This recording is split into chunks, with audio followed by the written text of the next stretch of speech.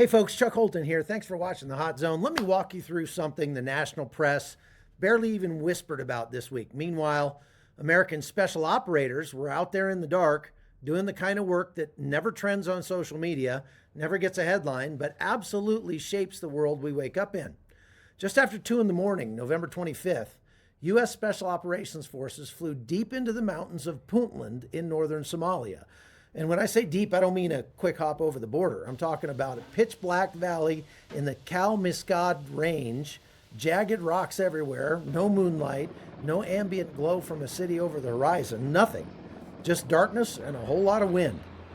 10 American helicopters came in low, Chinooks, carrying operators from the Rangers, most likely, maybe some Navy SEALs, maybe even some Delta Force.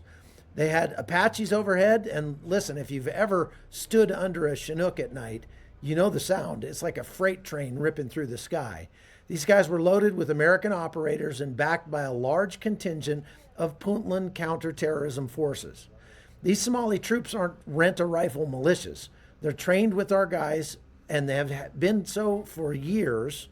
They know the mountains, they know the enemy, and they're fearless in this kind of terrain. Now, their target was a major ISIS-Somalia cave complex called Habur Bajuki, a fortified hideout that's been one of the main refuges for ISIS fighters pushed out of Iraq, Syria, Yemen, Morocco, the Sahel, and everywhere else the so-called caliphate collapsed. Intel there estimated about 100 to maybe 150 fighters inside, including foreign jihadists, instructors, logistics guys, bomb makers, and recruiters. They were armed to the teeth. AK-47s, machine guns, RPGs, explosives. They rigged the tunnels with traps, choke points, and fallback chambers, everything. The operators hit the ground, spread out, and immediately moved toward those tunnel entrances. This is the kind of fighting that makes even hardened veterans sweat. It's cave warfare. Zero light, no room to maneuver. Night vision doesn't even work unless you have IR illuminators. Every step could be a drop-off or a pressure plate. Sound bounces everywhere, and so do the bullets. So you can't always tell where the gunfire is coming from. The operators pushed in anyway. They spent hours fighting those ISIS bad guys, and they threw grenades into barricaded rooms. They had short-range firefights in tunnels where muzzle flashes light up the dust in front of your face. And they just cleared one chamber after another after another. And by the time it was done, somewhere between 20 and 40 ISIS fighters were dead, including several senior leaders, guys who handled logistics, financing, foreign fighter pipelines. 10 militants were captured alive. And the intelligence haul was big. Documents, maps, internal communications, weapons, explosive stockpiles, even navigation gear tied to a Moroccan courier. A lot of that intel points to cross-border networks. Somalia connecting to Nigeria's Boko Haram, ISIS West Africa, and further into Mali, Niger, Burkina Faso, and Mozambique. And not a single American was injured or killed. Not one Puntland partner was lost. And because of where this took place, up in the high mountain terrain miles from any village, there were no civilian casualties either. So for once, it was a clean assault in a dirty world. Now, here's where we need to slow down a little bit, because raids like this don't happen in a vacuum. They're not just one more strike on the bad guys. These groups, ISIS, Somalia, Al-Shabaab, ISIS West Africa, Jamaat Nusrat al-Islam, Wal Muslimin, which is known as JNIM, and several others across the Sahel, are the engines behind a wave of genocidal violence that's tearing through Africa right now. It's not a figure of speech. That's not me being dramatic. It's a documented, measured, and massive genocidal problem. All across Africa, Christians are being hunted. Entire communities are being wiped out. Villages are torched. Churches are burned. Pastors assassinated. Women and girls are being kidnapped. Boys are forced into militias. Millions of people have been displaced, and the numbers coming out of Africa over the last 5 years barely hit the American news feeds at all. As they say, no Jews, no news. That means they can't blame it on Israel, so they're not going to, even report on it. Now, we hear more about celebrity divorces in the United States than we do about the worst slaughter of Christians in the modern era. Africa has around 700 million Christians. That's almost twice the number in North America and Europe combined. And in the last 5 years alone, hundreds of thousands of them have been killed. They've been displaced in their millions. They've been targeted in religiously motivated violence all across the Sahel. So let's break this down. In Nigeria, jihadist groups have carried out more Christian killings than anywhere else on earth. Extremist militias, Boko Haram, ISIS West Africa, they've burned down churches, raided villages, massacred entire communities. Some years, the numbers reach 5,000 to 7,000 Christians killed in a single year. There are stretches where more Christians are killed in Nigeria every month than in the rest of the world combined. In Mali and Burkina Faso, JNIM and ISIS Sahel impose Sharia zones where Christians and traditional tribal followers are hit with executions, extortion, and forced displacement. Whole regions have been emptied out. Thousands of people have been killed. Millions have been displaced. In Sudan, especially in the south and the Nuba regions, Christian and animist tribes have been targeted by Islamist militias for decades. In the last few years, those killings have spiked again. Churches have been burned, priests murdered, villages overrun. Another chapter in a long-running genocide that the world has learned to completely ignore. In Ethiopia, where Christianity dates back to the 4th century, believers are caught between ethnic militias, government crackdowns, Islamists, and even local extremists. Tens of thousands of people have died across Amhara, Tigray, Oromia, and elsewhere just in the last year. Christian communities, some of the oldest on earth, have been attacked by mobs and militias. Their churches have been torched, and their worshipers have been murdered. In Somalia, being a Christian isn't just unsafe, it's a death sentence. Converts get killed by Al-Shabaab or by their own families. You don't go to church in Somalia, you whisper your faith in secret and hope that nobody hears. Now, none of this is fringe. None of it's random. It's coordinated, ideological, and the death toll is staggering.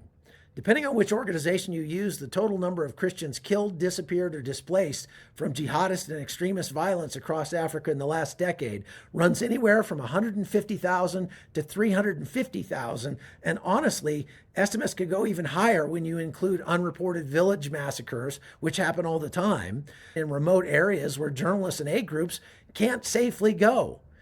And remember, this isn't happening in a corner of the continent. It stretches from Somalia to Sudan, down through South Sudan, across Ethiopia, sweeping west into Mali, Niger, Burkina Faso, and dropping south into Nigeria, Cameroon, Mozambique, and the Congo Basin. So when U.S. operators storm a cave in Somalia and kill or capture leaders from ISIS-Somalia, they're not just taking out guys who might someday attack Americans. They're weakening the networks behind the worst Christian persecution in the world right now. They're directly saving the lives of people who would otherwise be slaughtered in their homes for simply being who they are. Now, here's where the story takes a hard turn, and the bitter irony comes in for those of you who pay taxes in America. While our special operators were crawling through pitch-black tunnels in Somalia, doing extremely dangerous work for very little recognition, another operation was quietly unraveling in the United States.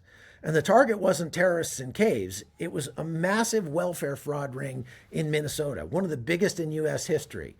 And according to prosecutors and investigators, some of that stolen money, welfare money, Medicaid money, money meant for children with developmental needs, was sent overseas through Somali-linked Hawala networks.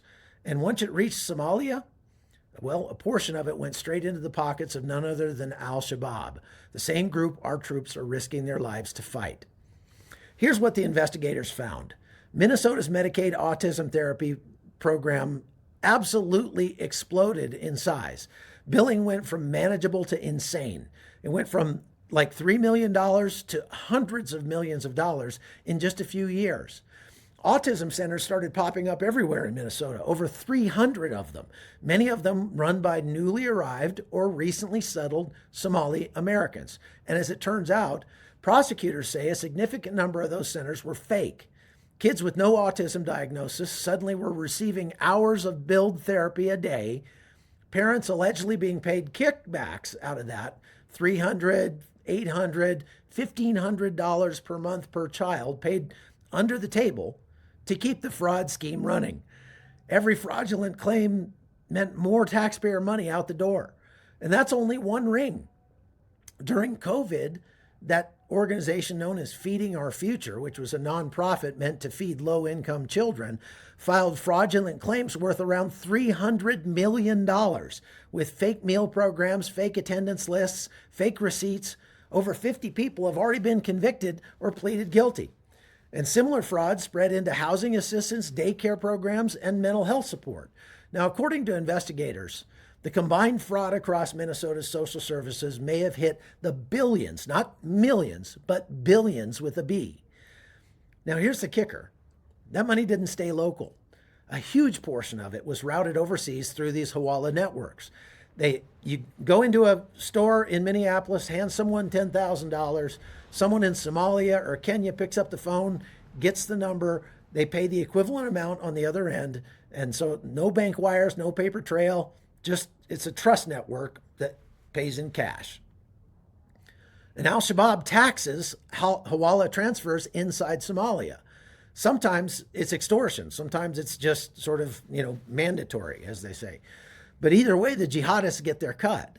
Former terrorism investigators who worked Somali cases say that once welfare money enters the Hawala ecosystem in Minneapolis, it goes to Somalia and Al-Shabaab reliably takes a piece of it. So think this through. American taxpayers fund welfare programs. Fraudsters steal that money from the welfare program and send it overseas. Jihadist groups then take a cut. That same group plants IEDs in Puntland. That same group trains fighters. That same group murders Christians across East Africa. And then American taxpayers pay again to send U.S. Special Forces to go fight those guys. We're paying for both sides of the war. Welcome to America. That's how it works. It's hard to imagine a system that's more broken than that. And of course, the media doesn't want to talk about it because it's politically uncomfortable. It complicates their tidy narratives. It requires admitting that corruption exists inside the United States, not just over there. It forces us to confront how easily our systems get exploited and how quickly that exploitation turns deadly for innocent people on another continent.